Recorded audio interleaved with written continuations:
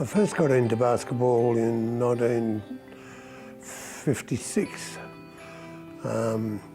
We'd moved from Yea to North Fitzroy at the time, and St Bridget's Hall was just up the road, and there was a guy named Pat Moran who was starting basketball for the CYMS. And if you didn't play cricket or football or tennis, then there wasn't much else to do for a young guy at that point in time. So I went up and had a go at basketball, and our mates formed a team eventually, and so that was my beginning. And the school at St Bridget's, one of the nuns approached me one day and said, "Do you think you can do something with some of the children that might be interested in the sport?" And so to cut a long story short, yes, I made it known that we were doing basketball this particular Sunday, and I think we had 40 kids lined up, all age groups. Had to shift some into because it was only me at that particular time, but I found myself as a coach then, and we formed a club called North Roy's, and we played in the Victorian Championships as a senior team, which I played with, and I coached the juniors into the junior championships at the time, and had some success. The Olympics came along, and I thought, I've got to go and have a look at this basketball game. So Exhibition Buildings was the court that they'd built for the Olympics. Went in there and had a look at 2 or 3 days of basketball. It was fantastic.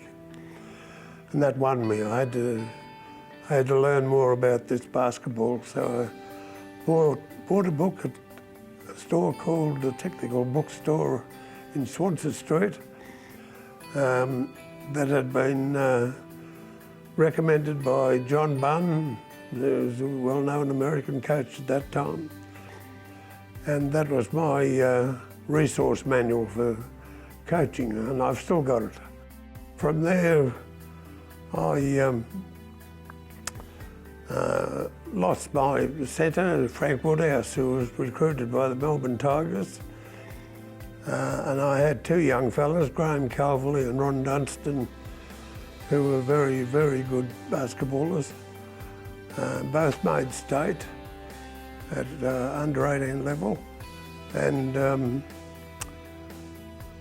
Graham's dad played for Fitzroy in football. And eventually Graham turned back to football after 2 years representing the state in under 18s. In fact, he was captain in the 2nd year. So I was very proud of that. I'd coached him from the beginning to the end, sort of thing. And with Frank going, the bottom sort of fell out of our senior team. We'd been playing Division 2 at the time, a couple of summer seasons in Division 1, but we quickly got knocked back to Division 2, playing against Melbourne Tigers and Nunawading and so on. So I just concentrated on coaching the juniors. So that was my introduction to basketball, and it hasn't stopped.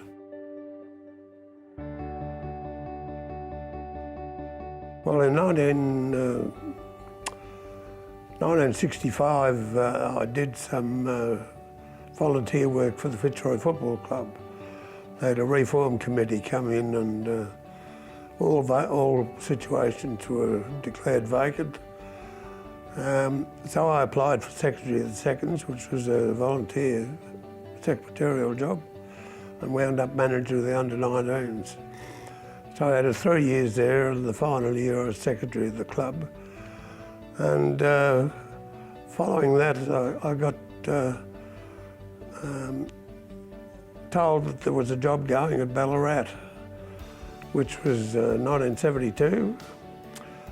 And I applied successfully for that as manager of the Ballarat Stadium, which was a 2-court stadium at that time.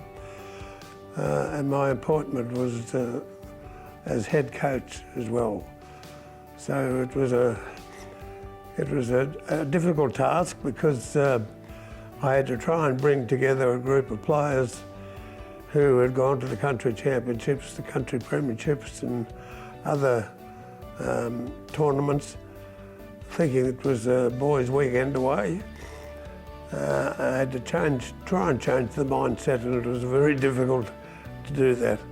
So that was my first introduction, and I met people from Country Council, Max Brisbane, and others, and wanted to know if I was interested in joining the council, and that was easy. Yes, I was definitely interested in that, and became regional secretary for the Gippsland area. Well, Vic Country's really been my life from a basketball point of view. All but 2 of the past 60 years I've coached in Vic Country, originally in Melbourne, but coming to Ballarat and thereon, 72 onwards, it's all been Vic Country.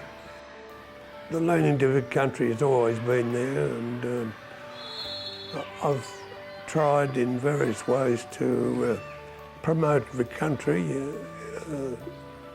not only as my involvement with the Country Council at the time, but through the first level 2 coaching course at Churchill that I organised and ran. And of course, I've been happy and privileged to coach 4 junior Victorian teams in the national championships. And I think from memory, 3 teams at the Country Cup, of which I organised the first year or 2 before the full-time appointment of Mike McHugh. So it's something that gets in your blood, I think, and like most sports, if you've got the enthusiasm, and which I don't seem to have lost all my years, it stays there, and Vic Country means a lot to me in that sense.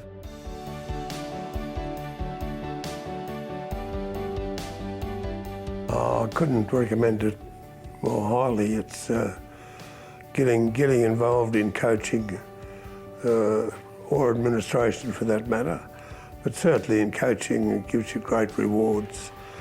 I think particularly in juniors, where you probably is the first entry for a lot of coaches because they're mums or dads, and they just want to get in and help.